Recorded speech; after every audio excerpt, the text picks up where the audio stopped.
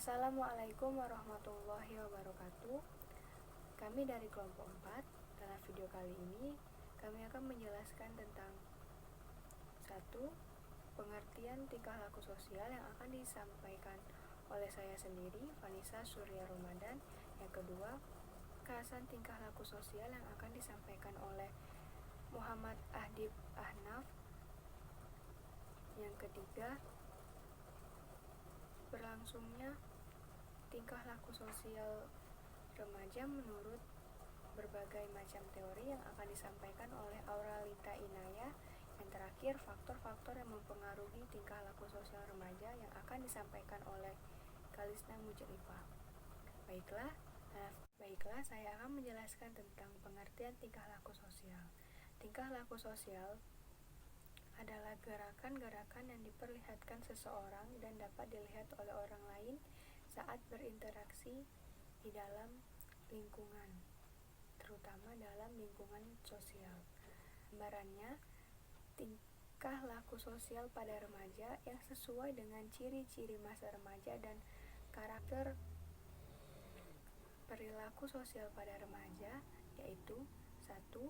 Remaja memiliki kebebasan untuk mengekspresikan diri dan mengembangkan diri. Yang kedua, remaja seringkali menghabiskan waktu lebih banyak dengan teman sebaya. Yang ketiga, remaja dapat memiliki dan memilih banyak keinginan dan kemauan. Yang keempat, remaja kurang membutuhkan pengawasan dari orang tua. Yang kelima, dapat berpartisipasi dalam kegiatan kelompok. Yang keenam, selanjutnya membutuhkan penerimaan di lingkungan masyarakat. Yang terakhir, lebih sering berbagi dengan teman sebaya, baik berbagi cerita ataupun pengalaman-pengalaman yang lain. Assalamualaikum warahmatullahi wabarakatuh. Perkenalkan, nama saya Muhammad Ahdib Ahnaf. Saya dari jurusan Bimbingan dan Konseling. Di sini saya akan menjelaskan tentang tingkah laku sosial remaja yang penting untuk dipahami, yaitu 1. Ketertarikan terhadap lawan jenis.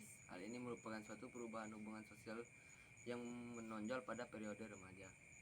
Dan yang kedua, kemandirian bertingkah laku sosial. Tingkah laku yang lainnya berkembang pada periode remaja adalah tingkah laku sosial yang mandiri. Artinya remaja memilih dan menentukan sendiri dengan siapa dia akan berteman. Dan yang ketiga, kesenangan berkelompok. Hidup berkelompok teman sebaya merupakan kebutuhan pada masa remaja. Ada 5 kelompok, yaitu kelompok teman dekat, kelompok kecil, kelompok besar, kelompok terorganisasi, dan kelompok geng. Sekian dari saya. Wassalamualaikum warahmatullahi wabarakatuh.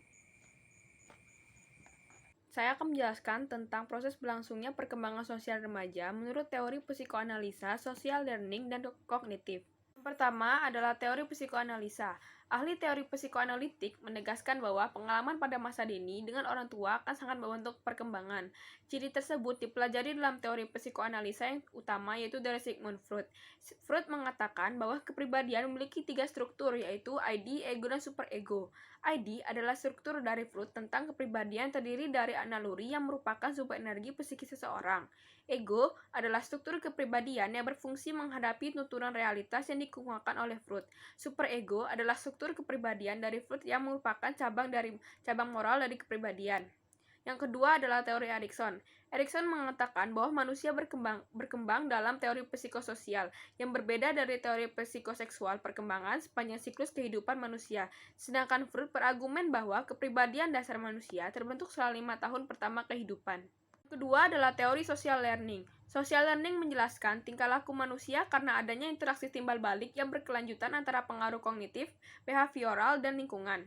Pendekatan teori sosial terhadap proses perkembangan sosial dan moral siswa ditekankan pada perlunya merespon dan peniruan. Yang pertama adalah merespon. Prosedur belajar dalam mengembangkan perilaku sosial dan moral pada dasarnya sama dengan prosedur belajar dalam mengembangkan perilaku lainnya, yakni dengan memberi reward. Untuk senantiasa berpikir dan memutuskan perilaku sosial mana yang perlu ia berbuat.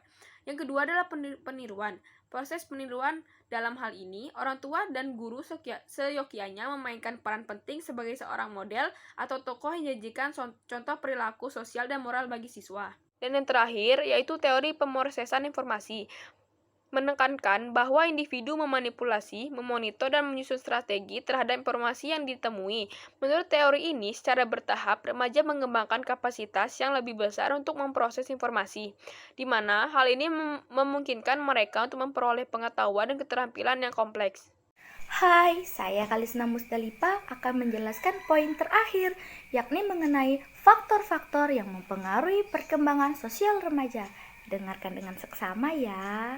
Baiklah, faktor-faktor yang mempengaruhi perkembangan sosial remaja ada 5, yakni 1. Keluarga.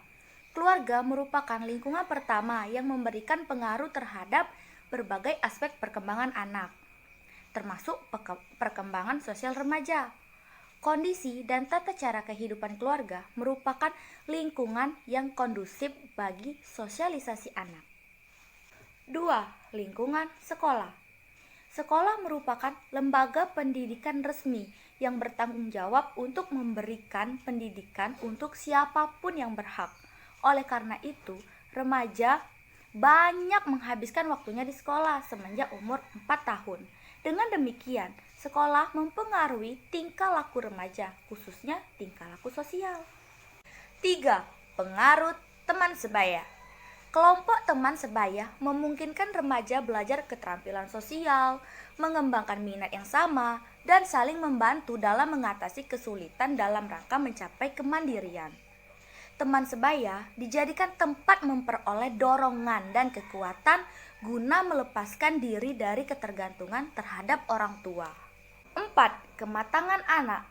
Bersosialisasi memerlukan kematangan fisik dan psikis untuk mampu mempertimbangkan dalam proses sosial, memberi dan menerima pendapat orang lain, memerlukan kematangan intelektual dan emosional. 5. Status sosial ekonomi. Kehidupan sosial banyak dipengaruhi oleh kondisi atau status kehidupan sosial keluarga dalam lingkungan masyarakat. Masyarakat akan memandang anak bukan sebagai anak yang independen, akan tetapi akan dipandang dalam konteksnya yang utuh dalam keluarga anak itu. Baiklah, itu saja yang dapat saya jelaskan, dan inilah semua penjelasan dari kelompok saya. Saya akhiri. Terima kasih. Wassalamualaikum warahmatullahi wabarakatuh.